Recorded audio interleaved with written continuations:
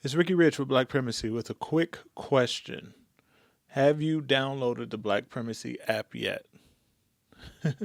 If you haven't, don't worry about it. I just wanted to remind you that it is the number one way to find Black-owned businesses near you.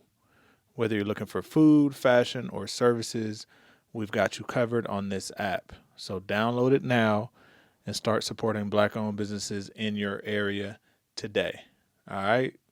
Link in the description. He may be the most controversial police officer in his city. And tonight, the 7 investigators reveal what could be his most controversial stop yet. Throughout his career, Lieutenant Matthew Furman has been accused of crossing the line. From pulling a woman with no insurance out of her car, then forcing her over the hood in front of her children, to slamming a man's head into a vehicle while he was handcuffed. Well, today, Furman is on administrative leave after repeatedly tasing a man who he stopped over a traffic offense.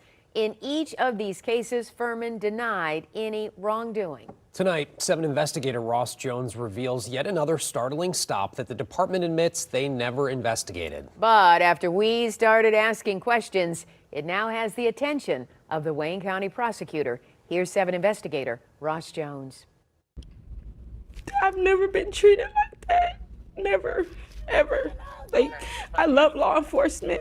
Like, I have friends as officers. My grandfather is a retired cop. Like, I've never experienced what I experienced with him. Never.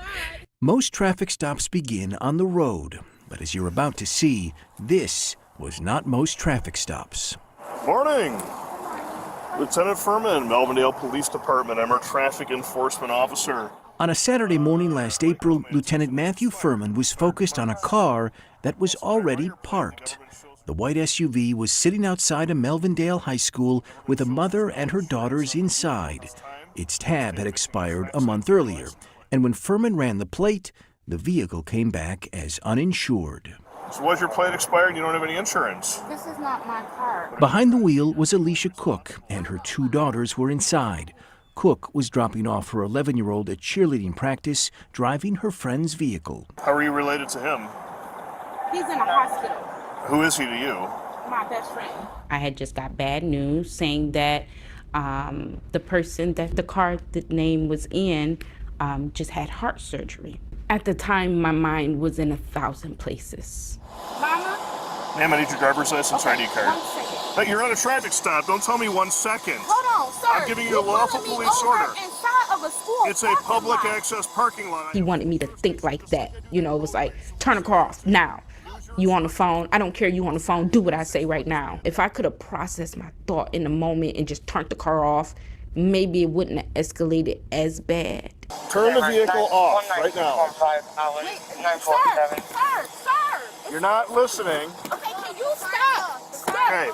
Can you wait a minute? Hand me the My key. children is in here. With tempers on both sides flaring, Lieutenant Furman demands Cook's driver's license, which she refuses to provide. Watch what happens next. You have to run! Out of the vehicle. Get your hands off of me! Get out!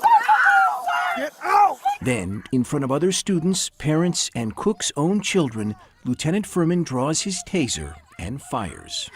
You're gonna be tasered! Head out! Out! Out! Out! Get out! Get out! Out! Out! Down to the ground! And then he tased me. And he didn't even, it was like, he said he felt fear for his life. You made me afraid for my safety. I was terrified from My you. hands were You up. terrified me. I You didn't scared even me. have anything in my hand. You scared me. You look at me. I got 2 children in the car. I'm facing the school building. What are you in fear of? My hands are up. We shared the entire video of the stop with 2 experts in policing, retired Detroit Assistant Chief Steve Dolant and Travis Norton, a retired lieutenant who consults with departments on use of force. Both agreed that Cook was uncooperative, like when she refused to provide her license, which the law requires. But they also found fault in Furman's inability to de-escalate the stop, and both were troubled when he tased Cook in front of her own daughters. It disturbed me. This is why people don't like kids don't like the police, or they don't trust them. I agree with that statement. She was not displaying assaultive behavior towards the officer, and therefore that makes the use of the taser, an intermediate use of force, unreasonable in the circumstances that he was dealing with. Cook would be hit with a civil infraction and 4 misdemeanors, including resisting arrest, interfering with a police officer, and driving on a suspended license. But after reviewing the body camera, the city attorney's office dismissed everything. As a prosecutor, I'm looking at that going, this doesn't look good. Because you really don't want that getting out. I mean, it's out now. It looks poorly on the department and the officers. But the department never investigated Furman's use of force from this day, according to Melvindale's Deputy Chief Nicholas Martinez. He did not offer a reason for why. But after we obtained this body camera through the Freedom of Information Act, the department forwarded a copy to Wayne County's prosecutor for review. That office is currently considering possible criminal charges against Furman on another tasing we revealed from July. He shouldn't be on force. No one should ever have to encounter dealing with someone that feel like their authority is more important than a person's humanity. Well, Lieutenant Furman has been off on administrative leave since the summer. He did not respond to phone calls, emails, and text messages seeking comment on what we just reported.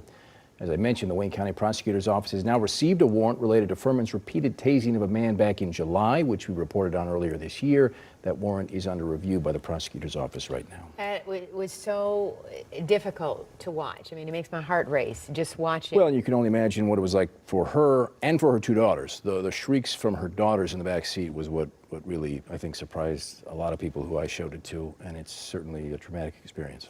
And as you've established, this isn't the first time something like it's happened. So, all right, thank you, Ross. You'll follow it to the end. All right, I hope you enjoyed the video. Please check out the other content that we have on this channel. But before you go, I wanted to remind you again not to forget to check out the Black Primacy app.